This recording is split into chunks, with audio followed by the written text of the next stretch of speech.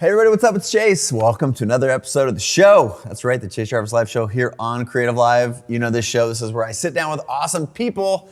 He's right here. Don't look yet. I sit down with awesome people and I do everything I can to unpack their brains with the goal of helping you live your dreams in career, in hobby, and in life. My guest today is one of the first guests in this podcast history about 9 years ago. He is an award-winning, game-changing photographer. He is an artist, a fine artist. He's an author. We're going to talk about his new book called I'm Possible. And he's also just kicked off a hotel chain. He's a hotelier, if you can believe it, an entrepreneur in his own right. My guest is the one and only Jeremy Cowart in the house. Thank you, sir.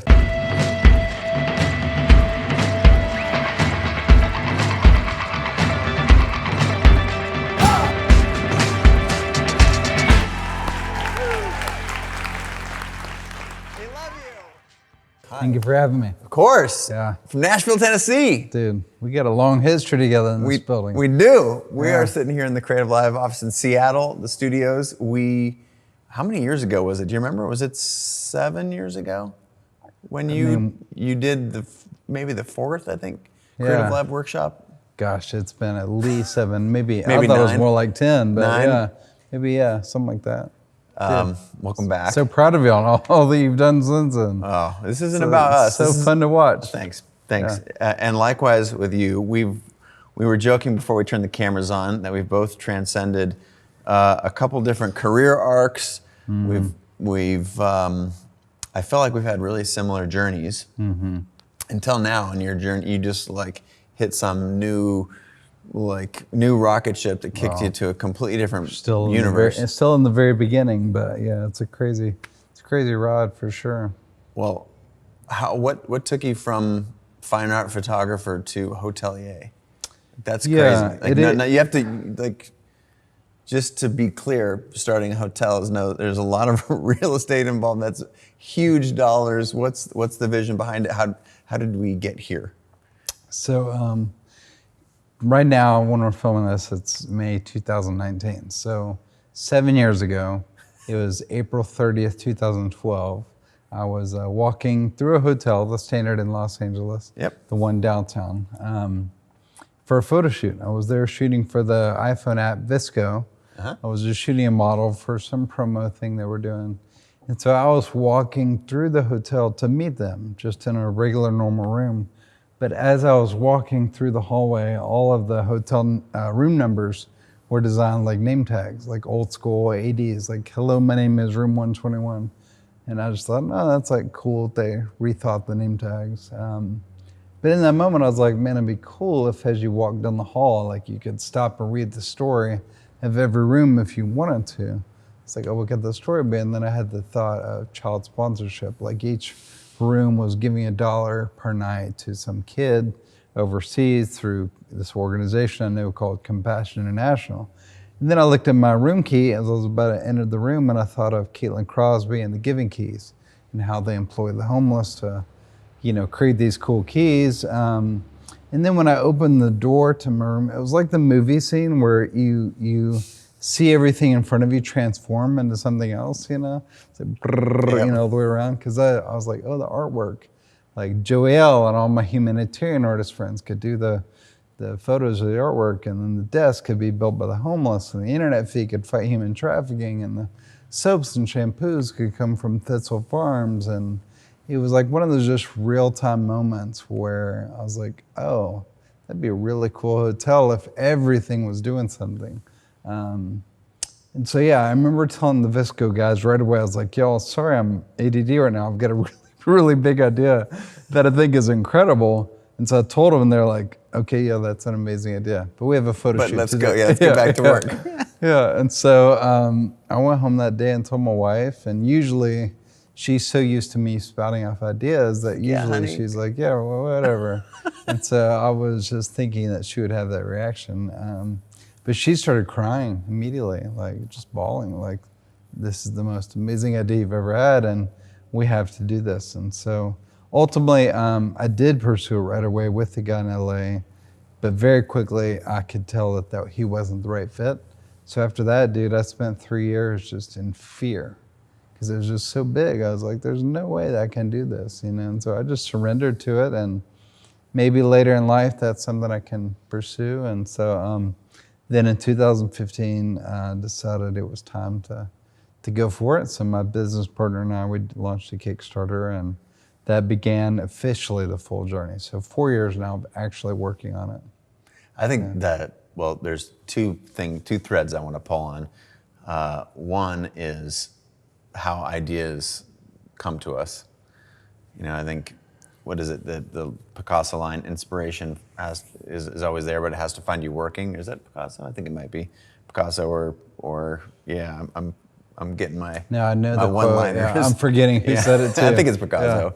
Has to find you working. So the fact that you were traveling for work, working at a hotel in a sort of creative mindset, and that you had the discipline both to pursue it enough to record these moments that you can tell that story as crisply as you just did, and also the wisdom to know that right that minute was not the exact time. So before we go to the other thread, if we pull on that thread a little bit more, how did you know that? You used the word surrender. You used, you said something about having patience, and how did you figure that? How did you know to let that idea simmer versus just run after it with all your energy and stop photography and stop whatever? I was used to running after ideas immediately. And so again, I did run after it immediately. I found this hotelier guy in Los Angeles to run with. I mean, immediately, within a week, I was sitting down with him. But it's a long story, but he just was not the right fit at all. And thankfully I knew that. But how did you know that? I'm trying to get into your intuition. Yeah, ego. Yeah. Yeah. Because I have no room or no desire to work with big egos, and this guy was already starting to kind of take credit for everything that I had come up with, and I was just like, whoa, and I just kind of scooted myself out of that, and but then I was like, man, this is just too big. I was 35 at the time, and it's like I'm a freelance photographer, like every other photographer on a roller coaster of finances. Some years are great, some are awful, and I'm like, how does a freelance artist build a $150, $200 million skyscraper hotel?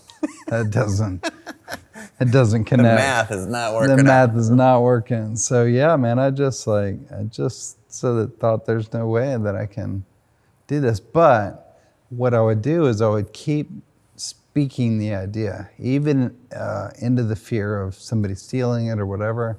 Even at conferences, wherever I'd be, I'd just talk about this big idea I have. One day, I think I'm going to do this. So I just thought that if I keep speaking it, hopefully people will latch onto the idea with me, and people come alongside me, and eventually I'll meet the right people that I'm supposed to meet, just letting it out into the world. And so I did that for 3 years. I shared it all the time, and every day. And it's a good idea, or when it's an important idea, when you can't stop thinking about it. That's because a lot of times, and I'm sure you're the same way, you have a big idea, but a month later you've moved on to the next idea. And that's kind of how I identify, okay, that must have not been that important or urgent, so this one just never went anywhere.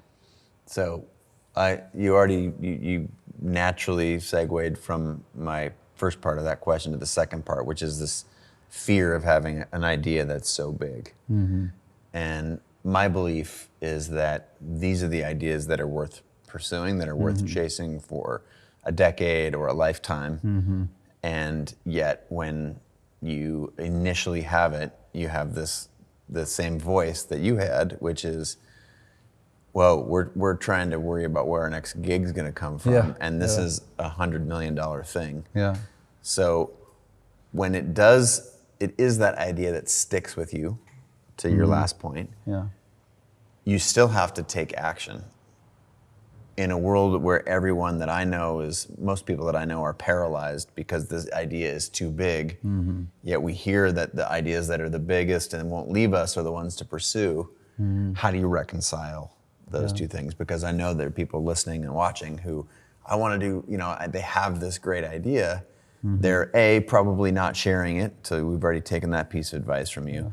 But how did you actually, step one? Was there, did you read a business book and did you get a partner and like, to me, those are also too big of hurdles, but here you are, you've made it happen. So can you walk us through what you actually did? Yeah, there was a series of events, and not to be that guy, but in the book I talk about I think there was 5 things that happened. One of them was just a simple moment of inspiration when I was flying over New York City, looking over the sea of skyscrapers, and it just hit me kind of like, you idiots, right here in front of you, all those buildings had to start with one person, one idea at some point. And there's thousands and thousands of them.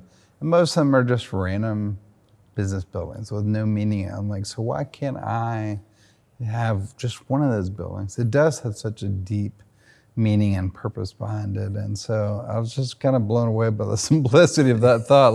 Okay, this has been done thousands and thousands of times. Right, it's not before. like you're inventing the idea of starting a thing. Yeah, exactly. So I was like, and then a couple weeks later, I was sitting down with a friend, a guy that's a lot like yourself. He's just a multifaceted creative. Directs a huge show or multiple shows on TV. He's sold patents to Apple. He's just a brilliant guy. But I told him the idea is why aren't you doing this? I want to invest in this immediately. He's like, go. And it was kind of hearing the just somebody way above me speaking into, you dummy, what are you doing with your life? I'm like, oh yeah, I should do this. And so, but then the main step forward was sitting down with my, at the time, business manager, who became my business partner. So we already have a 14-year history together. And he's the opposite of the guy I mentioned earlier. He's a lot of ego and super humble. We have history together. We trust each other. And he is all left brain. So I like to say that as creatives, we need our peanut butter because we're the jelly. We're messy all over the place, but we've got a lot of flavor. We need that left brain that holds us together. And so Michael Moore is his name, not the filmmaker. But yeah, we just decided to go for it together. And he had no experience in the industry either, but I knew he was capable. And so we jumped in. We decided this story needs to start with the public. And so step one was, let's launch a Kickstarter. And granted, it took months and months to prepare for that. You know how Kickstarters work. You gotta get all the rough renderings and copy and concept. So preparing for that. Then we launched it, and then we failed because our goal was 2 million. We hit 700 grand, and so we fell far short of our goal. But in the launch of it, we blew up publicity-wise. So we got a ton of attention, all over the hotel industry, all over the country. So when we failed, we relaunched immediately with a goal of 300,000. We still raised 700,000. So we hit our goal again. We hit that number again, and then that 700 has really lasted us the last 3 or 4 years in terms of architectural fees, designers, graphic designers, lawyers, attorneys, all that stuff. Lawyers, and lawyers. Yes, all of them. Yeah, I mean, truly, we play all the lawyers. Truly, that's probably the biggest part of the money has been the lawyers. What about not knowing an industry? Let's go through some of the questions that, if I was going to do what you did, that I would be fearful of. I don't know anything. I don't know a single hotel person. I don't know anything about real estate. Yeah. I've never. Well, how do you raise that much money on Kickstarter?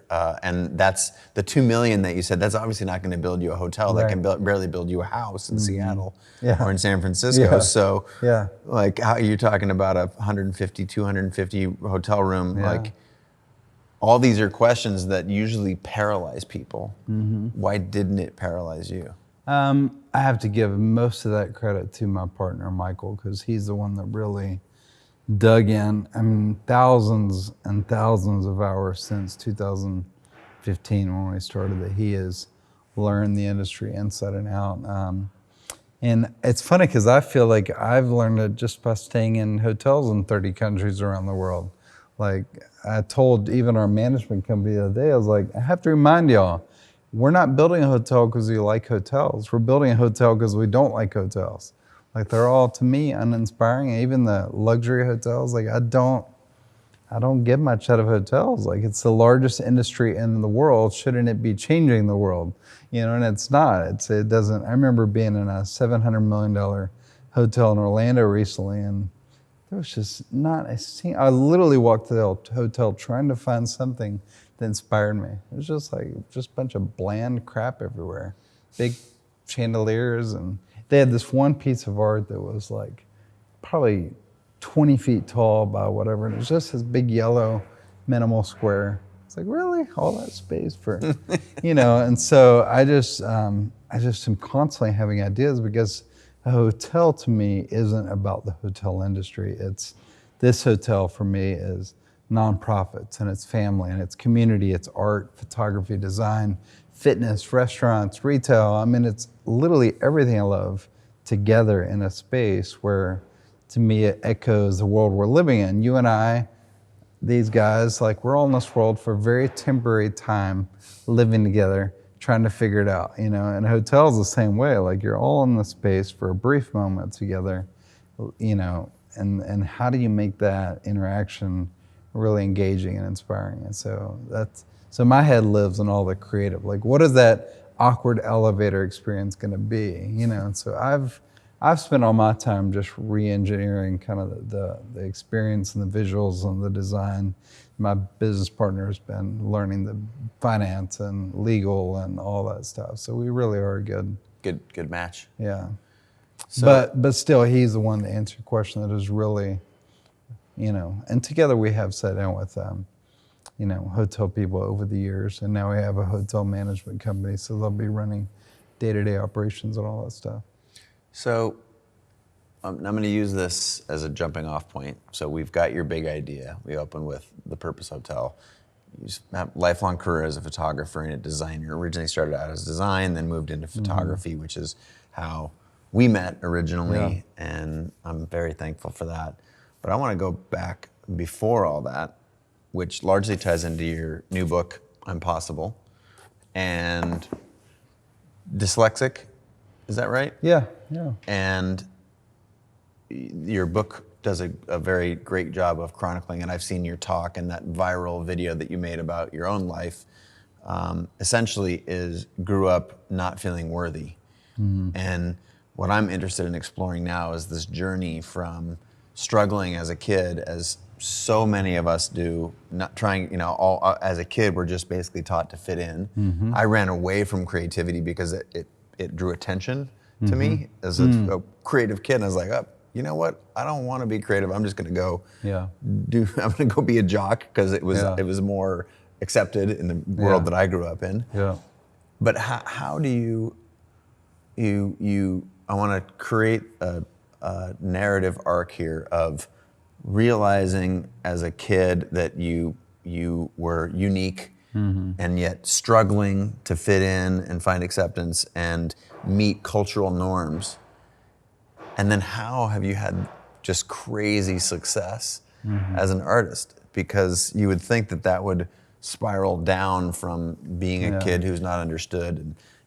And what I like to think is that we've all taken this journey in some way, shape, or form. Yours is just very public, and you're really good at articulating it. So tell us what it was like to be you as a kid, and how did you find your way through that? Yeah, the town I grew up in was like your typical middle class, pretty wealthier side of middle class, and so everybody was preppy, wearing their polos and Tommy Hilfigers, and I was like this kid that didn't like any of that, and so there was this expectation to be smart, make good grades, and I just always felt this kind of society pressure to follow all that, and I wanted nothing to do with it. But I wasn't making good grades, and so I just thought, because I'm not making good grades, that means I'm stupid, therefore not valuable, so I'm not going to do much with my life. And so I just always thought, like, I guess I just won't add up to much. Maybe I can freelance by the time I'm 40 and maybe work my way up as a designer or something. So I just had very low expectations. And that was cultural? Was it familial? Was it it wasn't really friend circle? familial. My parents never really put those pressures on me. In fact, the book really talks about how my dad would always encourage me. Like when I was interested in art, like next thing I know, there's an art table and oil pastels and color pencils. Like they were always supporting what I was interested in. So if anything, it was the opposite. Family was really supportive. But yeah, I just didn't. I think the education system works backwards because it teaches us that unless you make good grades, then you're not a valuable human. You won't add up to much. And so, but the subtitle of this is Jumping into Fear. And I remember as a kid, like I wanted to be the first in the haunted house. I wanted to be the first that jumped off the bridge into the lake. I wanted to be the first to do the ropes course. And I think as an adult, it's that same feeling of, I want to go into the scary place, the dark place, and just see what happens. And I think we have to embrace that, like, oh shit, what's about to go down? Yeah. And I just love. But do you think that was just a natural thing in you, or was that a response that because you didn't excel in school, that you needed to excel where everybody else I think was? it's probably both, yeah, because I think I was always about, like, I want to do something different. I don't want to look like everybody else. I want to do things differently. Yeah, so it probably a mix of both. Because now I'm for sure jumping into the hotel businesses, walking into the haunted house, and starting an app. I know you and I have both tried the app world, and that was just as scary. And a lot of the projects I've done, like when the earthquake struck Haiti, I booked a flight to Haiti, didn't know anybody. It's like, I'm going to go down to where people are still dying and killing each other, and I'm just going to go, and I'm about to go into a very dangerous part of the world for another project. So yeah, I'm just kind of drawn into it. It's like when you hear an actor say, "I'm afraid of it." That's why I knew I was supposed to do it. It's the same thing. Yeah. So, as the child trying to find self-worth, what was your progression like through school and early career? Because, did you decide not to go to school? Did you just go right into working? And what was that like? And did you immediately find that you got yourself on track because you pursued things that you love, or did you wander in the woods a little bit more? Oh gosh, I was always wandering in the woods, but I did know that I wanted to be an artist, a painter out of high school, because I had fallen in love with art and painting by that time. My parents were afraid of me making a living, so they told me about graphic design, and that just terrified me. Computers, I just associated with really smart people. I was like, nope, I'm good. But they bought me a Mac with Photoshop, and my mom's like, you should just try this, And so I remember taking my first Photoshop class in college. I was like, oh man, this is amazing. Like, I was in love at first sight for sure. Photoshop 1.0? It probably, it was really early. This was 95, so yeah. It was really early. It was 1.0. Yeah. Yeah, it's crazy to think that we've been using Photoshop for 20-something years. I think it's coming up on 30. Yeah. At 25 years, they just had their 25th anniversary. Yeah, I think. yeah. That's crazy. That is crazy. So, studied graphic design in college, minored in illustration, and took one photography class in college. I think it was a prerequisite, and I got a D. I nearly failed. Our professor, I don't know, he had a weird vibe. I don't think he liked me at all, and all the technical stuff, I'll never forget seeing the first time they pulled out like a board with shutter speeds and apertures. I was like, oh, no. Hell no. I want nothing to do with that crap. It was so intimidating. And so I wrote photography off. Like, I will never, it just seemed so scary. And so, yeah, about flunked photography. And then it really wasn't until, graduated, got my first job at a high-end ad agency, got fired from that, was told I wasn't creative enough, and they suggested that I go be youth pastor. I was like, it was actually good for me to be told no. Like, that's another compelling, like, I'm compelled when somebody tells me I can't do something, I'm like, all right, I'll show you. So I got another job, worked for, and then by the age of 24, just 2 years in, I was like, I'm done with having a boss, done with the advertising world. I'm just going to start my own thing. So I jumped ship and started my own company at 24. And Yeah, I've worked for myself ever since. But it was designed for a few years.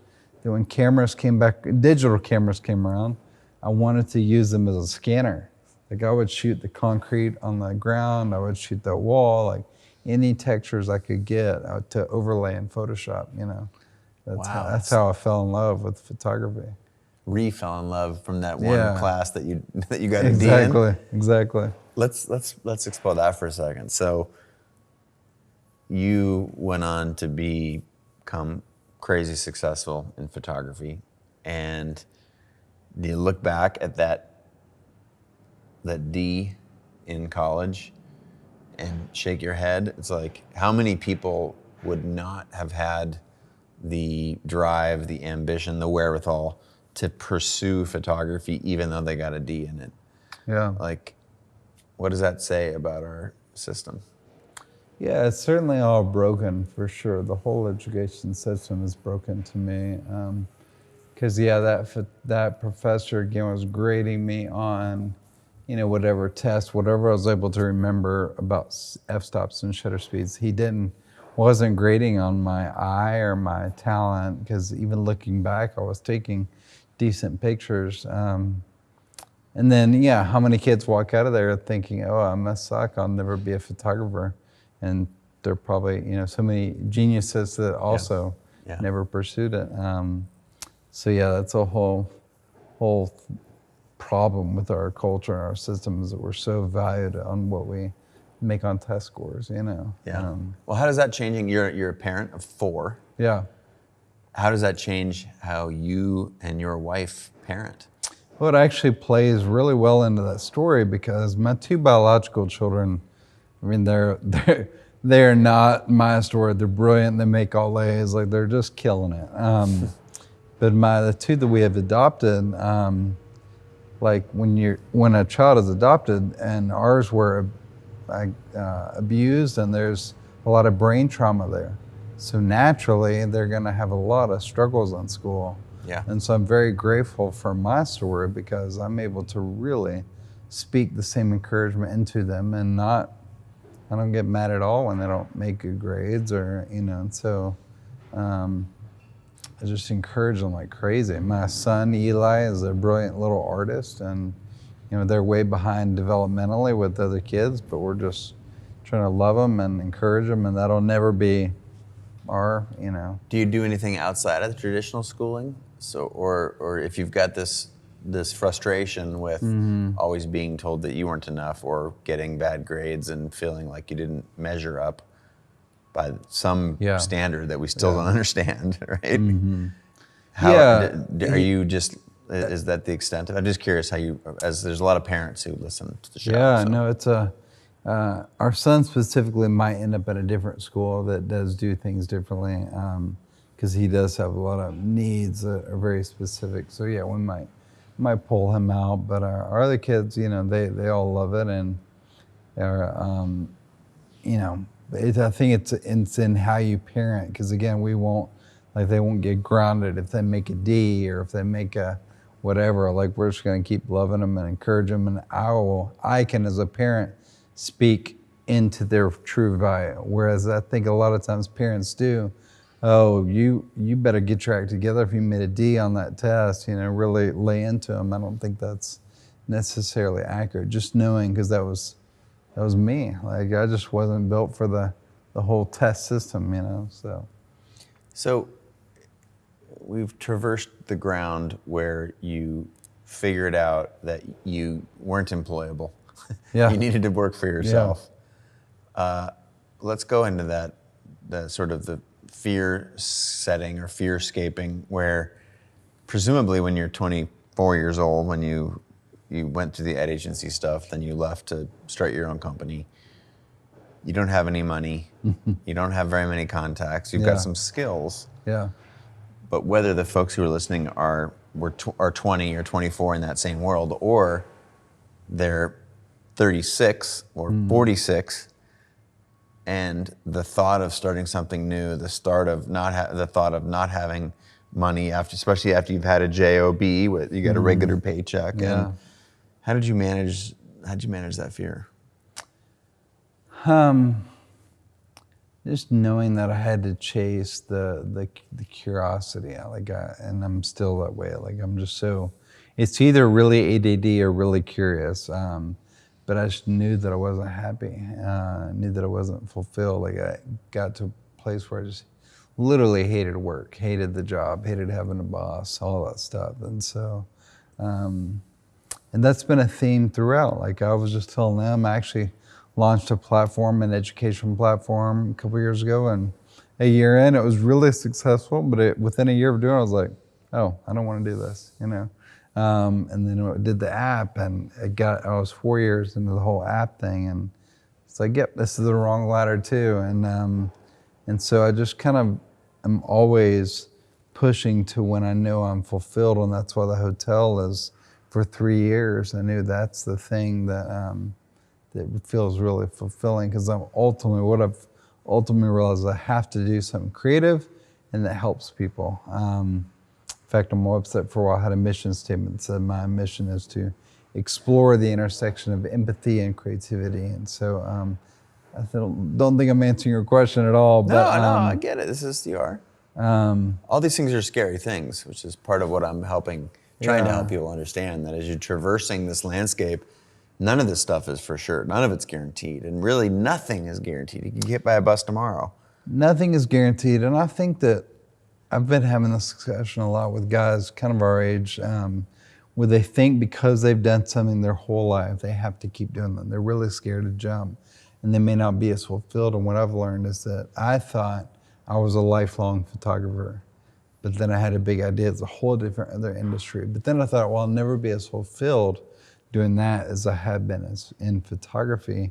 And the truth is just the opposite. I've been so much more fulfilled chasing something that I know I was made for and cut out for. And I think people just have to, even if you've been a physical therapist or a doctor, a teacher, or a photographer, like, and then you're burnt out and you're just not happy, you might actually love this next thing much, much more than what you've been doing.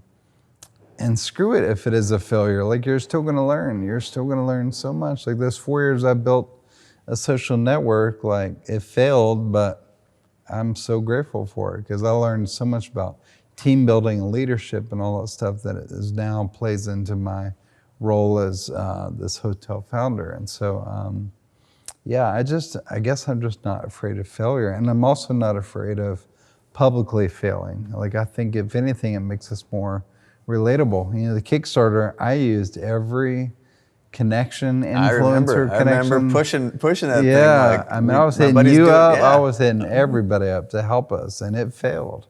And it just didn't bother me. I was like, okay, let's do it again, you know? And so, and it's back to the haunted house thing. Like, I might get hurt, I might be scared, but it's gonna be interesting, and I'm gonna learn a lot. Is that native to you, or is it because of childhood? Like, how do you have that Teflon? Like, how does that stuff just bounce off you when it really sticks and can paralyze so many? I don't know. I guess it was native because as a kid, even when and I keep bringing up the haunted house thing because it's such a specific memory, is that no kids wanted to go in, but I did. I wanted to be. And those are the days where, like, you know, before lawsuits, where they could actually touch you and grab you and actually come up with the chainsaw right here. It really was terrifying. Chainsaw. Wow, I think I went to the wrong haunted house. Yeah, you did. Chainsaws. Oh yeah, we had the chainsaws. Tennessee, bro. Tennessee chainsaw. Yeah. Haunted houses. Yeah. All right. Here we had gluten-free bread. He had chainsaws and we had gluten-free bread. No, but I mean, maybe it's just a live and learn, like maturing and just realizing, like, man, I used to be afraid, you know, would get publicly embarrassed if something didn't work out, but now I think it's just fun. It's just fun to jump into things if they fail, and like, everybody's failing every day at something, you know, and I'm failing every day still, sometimes as a parent, sometimes as a husband, not sometimes, all the time, those things. But even publicly, I don't know, I just find that people people really wrapped their arms around us when the Kickstarter failed. Like, we're going to root even harder for y'all this next time. And, I don't know. I'm just okay with it, I think. Yeah. You always have approached those things so graciously, gracefully, both those things. Is it something that you talked about not being afraid of it, but it's sort of like you had to take a bunch of action? I think that's, as I'm trying to look backwards and piece together your answers to the last few questions, there was always the act of doing. Like, it's sort of like you're a man who is ready, fire, aim. As opposed to the other way around. Totally. Is that a? Yeah. Do you feel like that's become an advantage for you? We say that we're building this hotel backwards, because typically a hotel, they do all their private investing and meetings and all that. Then they raise the money to build the building. Then they build the building. At the very end, they hang the sign. It's like we started with the sign, and then we don't know what's next, but we're gonna, jump in and figure it out, because the Kickstarter was essentially just that. It was like, here's an idea that's not going to exist for years, won't be in your city unless you live in Nashville, but will you still support this? And so it was very much, like you said, ready, fire, aim. That's a good way of saying it. So yeah, we just thought this is an idea for the people. So it has to start with the public, with the people. And there has certainly been a lot of fear still we've even had major brands call us, letting us know they're essentially borrowing concepts. We got asked to go on Shark Tank, and we did turn that down, because at that level of exposure, anyone could just run with it. Is that so? That's actually fascinating. You have advocated earlier in our conversation for one of the strengths was telling everybody about your vision, and yet there was a line in there somewhere. You didn't want to go on Shark Tank, and got it. So I think I was telling everybody within my culture of like community, and like I would speak at a lot of conferences, but even at those conferences, it was like, I know you know this feeling when you just kind of trust the people you're amongst, and like especially in the like creative church kind of conferences, I would just kind of share. You had to go on Shark Tank and tell what are 30 million Americans or 20 whatever it is, essentially tell the country, and especially the people watching that are people searching for ideas. So that just felt too risky for sure. But I love that to go at that level. I found the same thing to be true. If you can't, this idea that people are going to copy your idea, Shark Tank excluded, okay, because most people don't have access to Shark Tank. So Shark Tank excluded, I find that there's this power that comes from speaking your ideas and getting feedback. And for those folks at home who are thinking like, well, I don't want to tell Larry or Sally from, my idea, because they're going to go do it. I just find that people, they're largely self-interested, and they have their own dream, and their own dream is not to create a hotel where the soap and the artwork and the rooms all have some tie to a higher that's just not their thing. And even if they're interested in hotels, they're like, I got this other thing that I'm working on. Agreed completely. Yeah, I've never been really bitten by the whole, especially in photography.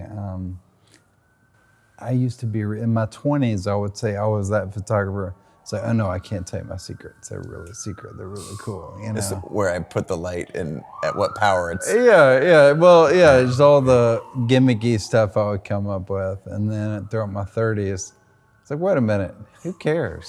I'll share anything and everything. Because what I've learned is like, kind of what you're saying is nobody is ever gonna be you. No one is ever gonna have your relationships, your experience, your just everything. And so I just learned that community is far more important to me than competition, it just far outweighs competition. Like I just rather share. And two, what I learned about my ideas is that once I execute an idea, I'm done with it and I'll never do it again anyway. So let me share it and see what everybody else does with it. And but on the hotel front, it has been a little trickier because this is an idea that's going to take, from when I had the idea to when I opened the doors, it'll be a decade, friggin' 10 years, you know? And so when you openly go tell everybody that, yeah, a major chain could pick up a lot of the concept and implement it, you know?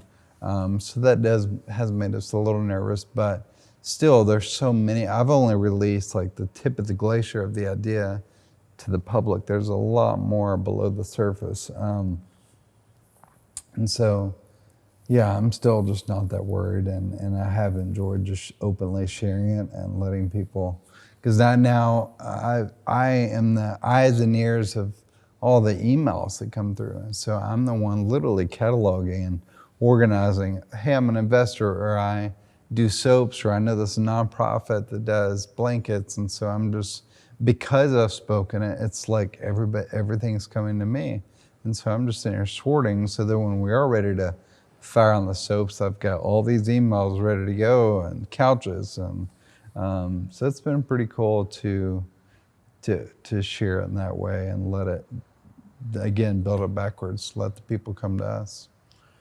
So you said several times, talked about sharing and openness and vulnerability, and so there's a topic I want to go into now where I saw in one of your social feeds, you shared that you've just been diagnosed with a very debilitating or potentially debilitating disease. And I think the world doesn't know very much about it, but you know, it's the same, you when you released the book, the same week you were also, so it's this constant like up and down. Yeah. I think it's called life. Yeah.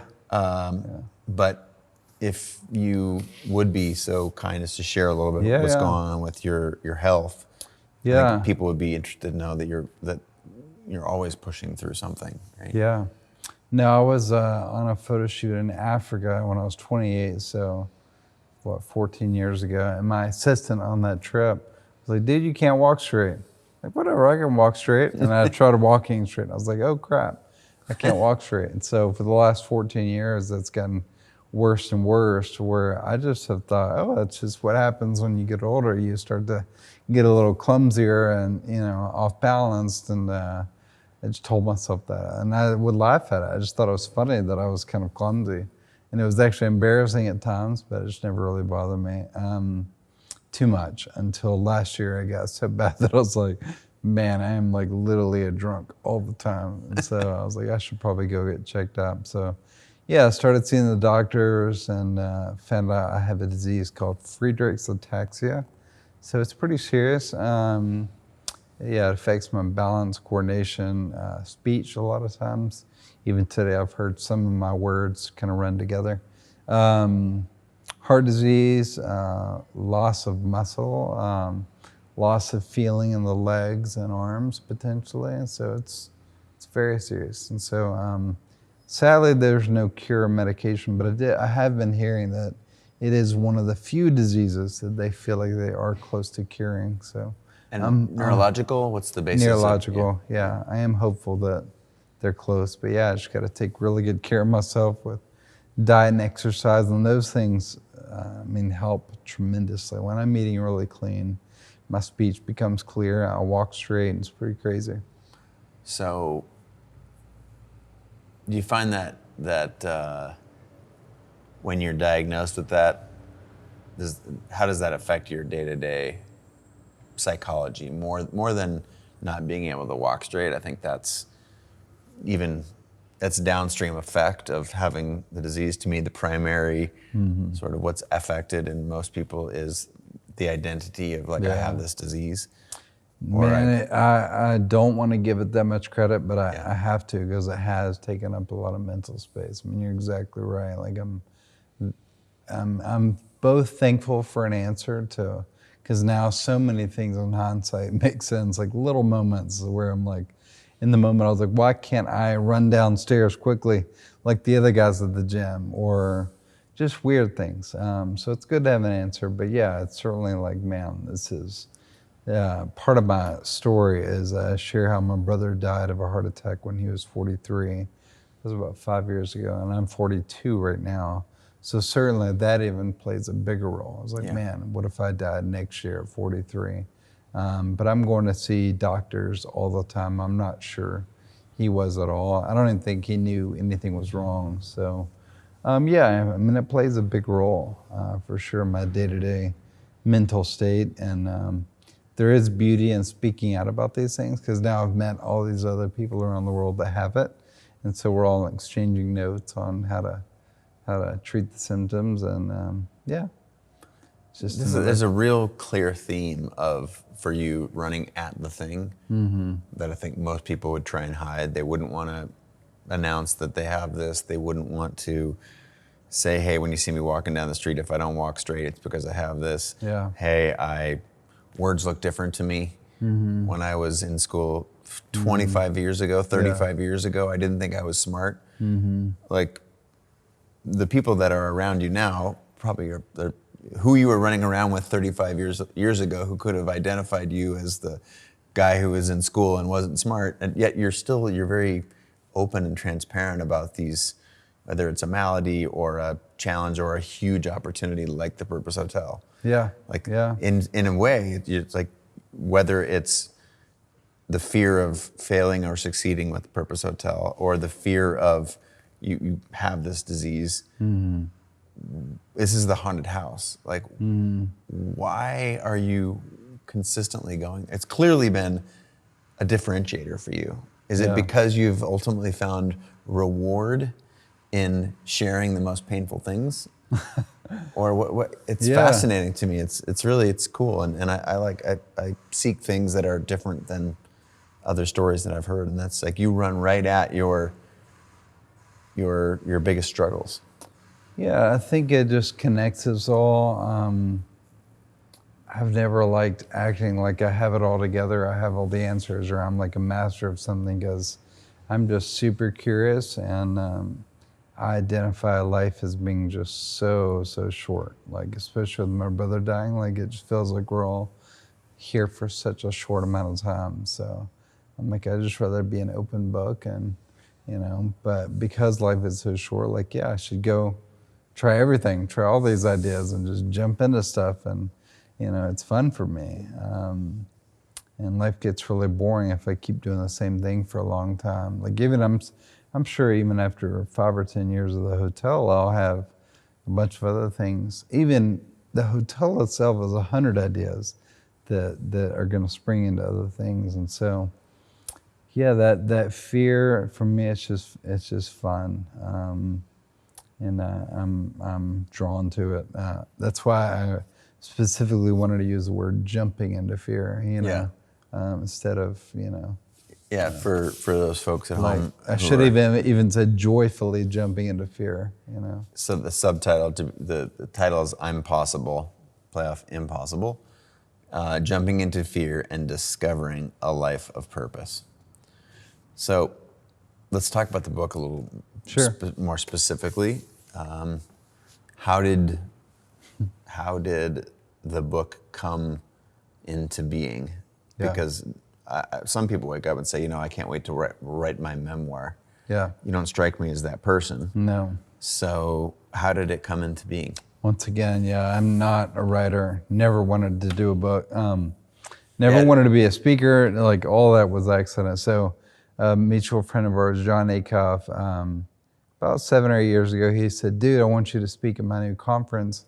And I was like, I would love to, but I'm so not a speaker. Like, I can't remember a talk. Like, I would suck. But then I had just done this time-lapse drawing of Tom York, where it was part analog, part digital, and I filmed a time-lapse, and it was really fun.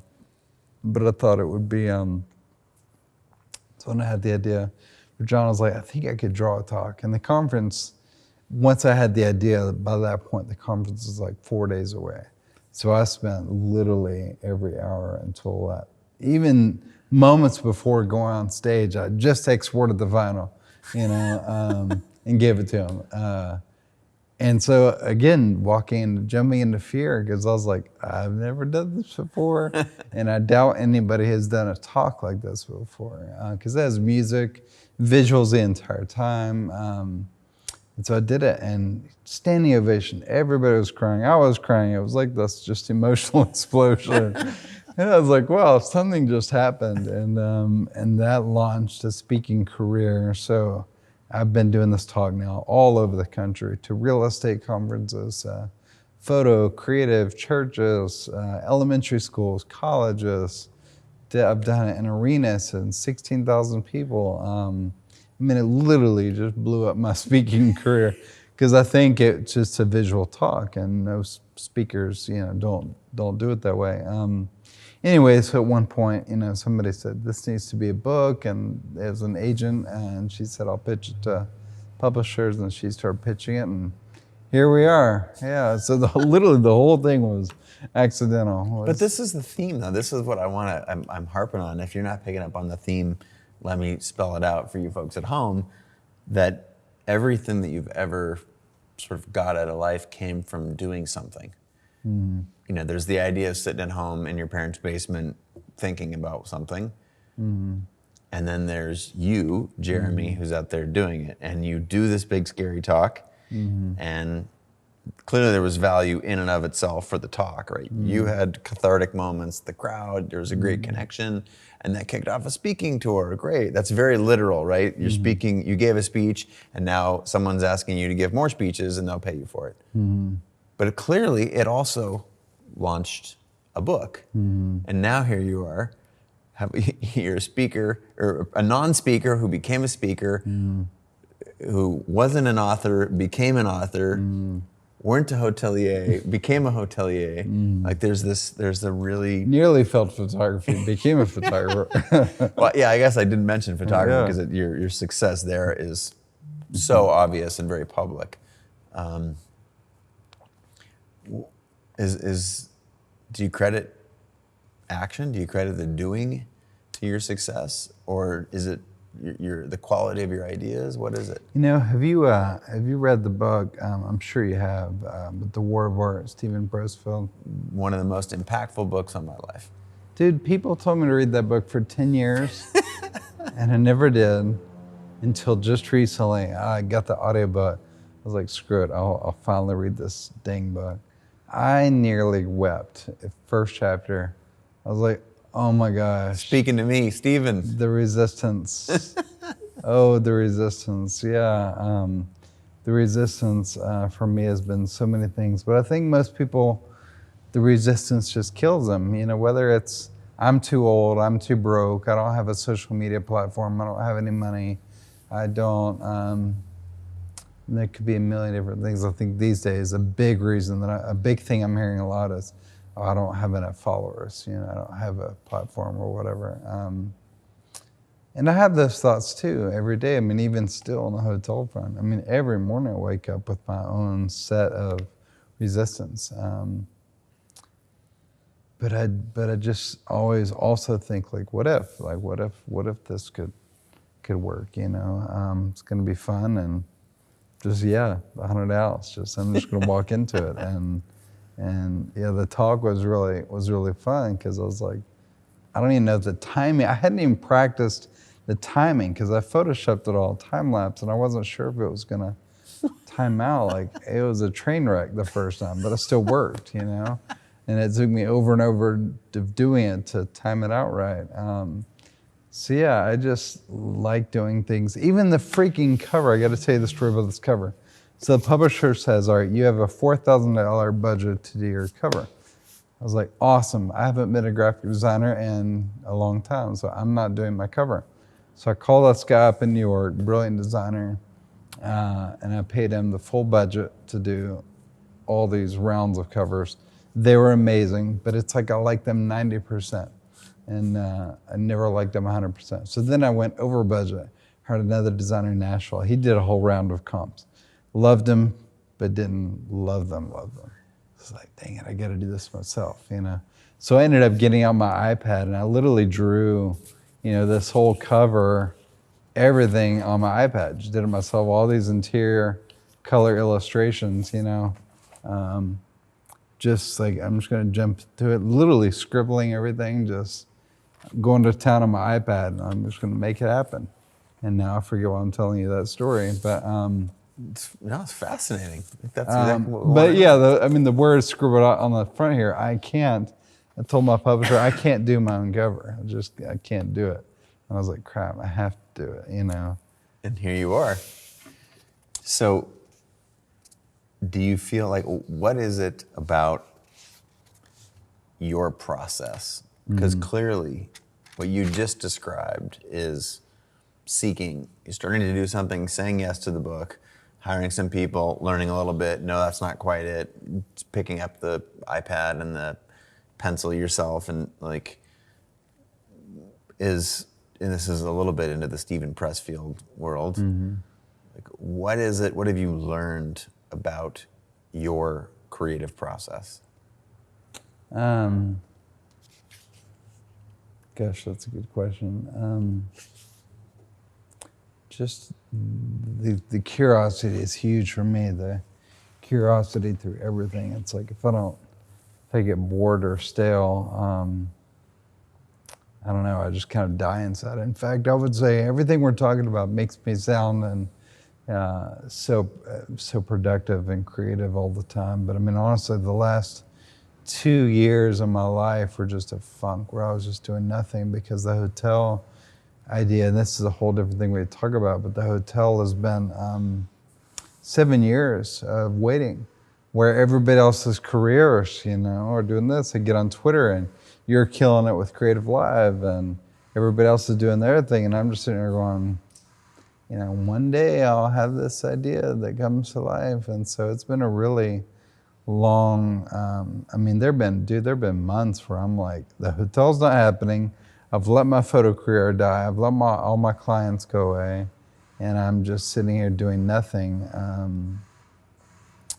And then everything with the political world the last 2 years, I feel like I've just been doing nothing. Like I've been really in a dark funk, and Stephen Pressfield's book is really what brought me out of it, is reading about the resistance. And at some point he said the work you're most meant to do is what you're most afraid to do, or you know, something along those lines. And it was both the art and the hotel for me.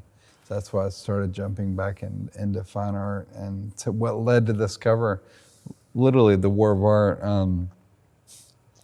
But just being so afraid to jump into. I mean, I've been afraid of my fine art for 20 years. I've literally chased everything else. Yeah. You know, at one point in Stephen Pressfield's book, he said Hitler was a brilliant painter, but he was so afraid of a blank canvas, it was easier for him to start World War II, you know, and do all these other things. And obviously, I'm not comparing myself to Hitler, but the idea that it's easier for me to go try to figure out a hotel and non-profits and apps than it is for me to face a blank canvas.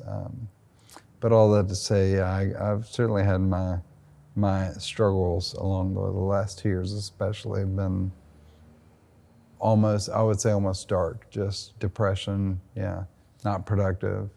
But the part that I think is fascinating is that it's sort of like daytime requires nighttime, because it was daytime all the time, we wouldn't survive. Yeah, yeah. So that there's this It's sort true. of a yin and a yang that's required, and it's almost like, if you look at the seasons, right? It's not summer all the time. Yeah. You know, you have to have a winter. You have to be able to slow down. You have to be able to rest and get sleep and energize and build up these ideas. It's funny you say that, because yesterday I tweeted, I said, for the last 2 years, everyone has been talking about hustling, it seems like. And right now it seems like everybody's talking about self-care. You know, it just backlash for sure. just proves that we can only hustle for so long before we need to really take care of ourselves. And yeah, I mean, I've been in that season of, it was hustle for a long time. Then I think it was burnout and what am I doing, and just the hotel taking so long.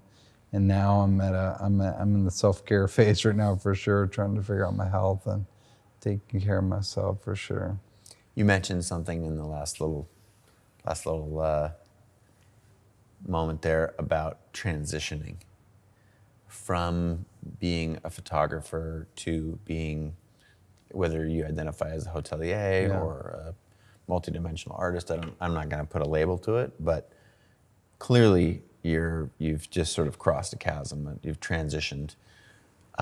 I found that to be one of the hardest, most confusing things for me personally was, wait a minute, you're on top of the world doing the thing you love more than anything in the world. I never dreamed in a million years I could have the photography career that I had. And at some point, for me, my calling, I heard a calling that wasn't not photography, but was sort of beyond it. It incorporated that in the same way that a lot of what you've talked about, like photography is a piece of the hotel. Images, design, marketing, branding, that's all part of the package. Yep.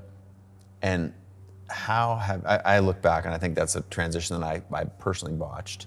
And it seems like you're finding a way to make it really elegant. And maybe that's just how it looks on the outside. But give the folks at home, because I think there are so many people who are stuck. They're in a gig and they don't know how to transition.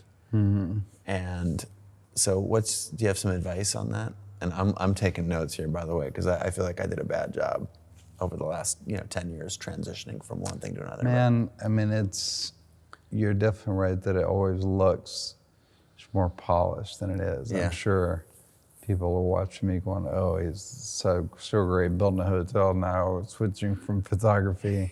They don't see the 7-year journey, the 3 years of just numbness, of literally doing nothing other than talking about it. They don't see the sleepless nights of me going, what have I done? This isn't going to work. Where the deal fell through in Nashville. Like, there's so many moments where this just isn't going to happen. But for the people stuck, especially in a job they don't love, wanting to jump out and do the thing, I think, naming it is so huge, and letting your community know.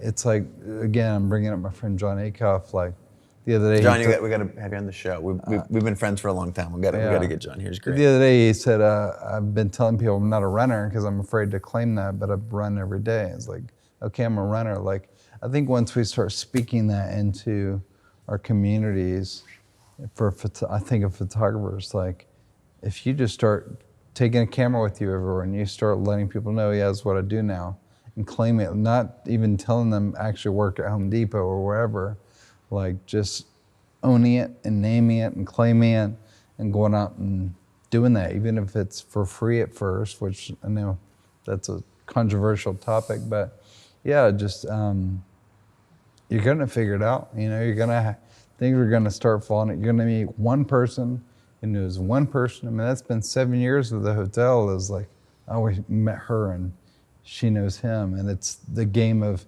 you know a guy who knows a guy who knows a guy. Guys can be girls, obviously. But I just think you have to step out and start owning it mentally and talking about it, and people start to identify you, and hopefully your thing will start to become real. Then they'll start asking you about it. Then it starts to become accountability, like, oh crap, I gotta now do that thing that I told them I was gonna do. Like at the beginning of this year, I actually just announced in a just spur of the moment, told all my followers, whatever, I'm gonna do an art show. And I announced the dates in my studio. I didn't have any art ready. Hadn't made any art at that point. It's like, I'm gonna friggin' do an art show, which has been like my lifelong dream. And I have this gorgeous, large studio in Franklin, Tennessee, and I'd never done a public event. It was always my private studio. And it's really the same thing, because people know me as a commercial photographer, not a fine artist that does paintings. Yeah. I'm like, no, I'm gonna just say it, jumping into fear. I'm doing an art show. And so weeks later, I just busted my tail, not only creating the art, but completely reinventing my studio into an art gallery, hanging the work, making the work, learning how to make the work. I mean, you talk about a mess. And it was a mess, but hundreds of people showed up to my studio. I did it over 3 nights, and each night a couple hundred people came. It was the most beautiful thing I've ever done. And the whole night, I was like so insecure about the art, because I'm seeing all the mistakes and all the things I didn't mount right, and all the my work is very abstract. I just see nothing but mistakes. But I was so proud of myself just for freaking doing it, And now all those people they're starting to think of, oh, Jeremy is an artist, you know, and then just like, yeah, I'm just gonna own this, even if it sucks. I'm just gonna invite y'all in, and I'm gonna tell you I'm an artist, and maybe I'll start believing that too, you know. And so it was really powerful for me. And I'll do it again soon, and the art will probably still suck, but I enjoyed the heck out of it, you know. What are you most excited for in the next chapter? Man, when we break ground on the hotel, I think I'll be the happiest man alive, because it's such a profoundly beautiful goal, profoundly beautiful people involved, just talented. I mean, the story, I know I already told you the Santa Claus story, the things we plan on doing with this concept. You can't say the Santa Claus story without going to the Santa Claus story. He shared this with me before the cameras were rolling when we were hanging out. If you watched my Instagram live, you would have seen it. But super quick recap. Like this pivot moment from failure to success in literally overnight. Literally overnight. Give us a short version of that. So from 2015 to 2017, we're trying to get this off the ground. Somewhere in 2016, a guy said, hey, I have a plot of land in an area called 12 South in Nashville, which is like, I mean, Reese Witherspoon has a little store there. It is like trendy, super cool. Everybody goes there when they go to Nashville. So it was really exciting. So we were working all towards that. And there was a Friday night in December 2017 where I met with a neighborhood board, and they essentially said, we love your concept. It's incredible, but we have development fatigue. There's no way a hotel is going in this area. And so I was super down and out about it. Back to the drawing board, starting over. So the very next morning, I showed up to our annual event, Help Portrait, which you and I go. Chase is actually one of the reasons, the part of the puzzle that started Help Portrait from the get-go. But this is our 8th annual Help Portrait event. For most of those years, this guy had been showing up as Santa Claus. And so I get there that morning because the night before, everybody set up the gear, but I had my hotel meeting, so I couldn't be there. So I get there the next morning by myself to set up my gear. Santa Claus walks in. It's just me and Santa. And I had never talked to him other than, thanks, Santa, you were awesome, you know. So I didn't know anything about this guy. But he walks in, he goes, hey, I heard you're building something special. And I said, man, I'm trying. I've got this crazy idea for a hotel chain. And said, but our land fell through last night, and so I've got nothing right now. But I told him the full concept, which I guess I haven't even told your viewers here. But essentially, it's a social good hotel where everything in the building is connected to causes and nonprofits. So by choosing our hotel, you're essentially changing the world around you. Yeah, so stemmed by that walk down the hallway in the standard hotel. Yeah. Now it's a full-blown thing, purpose hotel. You can check it out online, Yeah, so I told Santa the concept, and he's like, man, I love it. He said, since 1974, I've owned 4 acres downtown Nashville, and we've already got a zone for a 20-story hotel. We're looking for something creative that gives back, and I was like, dude, you are lying to me right now. Because, I mean, if you could Santa, see, that's painful. Currently in the United States, Nashville has the most cranes of any major city. I mean, it looks like Dubai right now. Like, it is just, but the only plot that is like not being developed is this 4 acres that Santa owns. And so he's like, yeah, we'd love to chat. And so fast forward, what now, 1.5 to 2 years, and that's where we're putting our hotels, on Santa Claus's property. Yeah, it's crazy. It was so surreal that I was like, we have to take a picture together right now in case this happens. And so I've got this amazing photo of me and Santa in the moment that he told me. Amazing. Yeah. And that it was Santa Claus is pretty amazing. I know. Yeah, wait till you see the photo. But the fact that he and I had been quietly serving the homeless, you know, for 7-8 years together, and that story was building the entire time is incredible. Awesome. Yeah. So the hotel is scheduled to break ground basically in a year, next spring, right? We're in spring 2019. Yeah. You've done some book tour dates. Thank you very much for making this one of them. Yeah. Super excited about this. For those folks, again, it's I'm Possible. jumping into fear and discovering a life of purpose. Family, everything going okay with the family? Just want to check in here. Like, what's the next big thing on the family horizon? You got 4 kids, all in 7 to 13? Is that 7 right? to 13, yeah. Wow. Yeah, daughter just broke her arm this past weekend. Aw. My son, we got challenges with him, but overall, it's our new normal. Everybody's healthy, and I'm grateful to have 4 healthy kids, yeah. Where's the best place for people to go to learn about the hotel? Yeah, thepurposehotel.com, The Purpose Hotel on socials, Jeremy Cowart on socials. Yeah, they can buy the book there's a link from my website, so pretty simple. I want to do this with you. I wish we could turn the tables. I want to be the interviewer now. Anytime. And I'll be in Nashville. I went to Jeff's conference, Jeff Goins. He actually introduced us. Yeah, it was fun to see him on this podcast. I went to when he had a book out, which was called Real Artists Don't Starve. Yeah. He has a gathering, and I didn't really do much speaking last year. I had head really down in some of the Creative Live stuff. But it was my first time to Franklin, which is just outside of Nashville. You were literally in my building, and you didn't come say hi. I heard.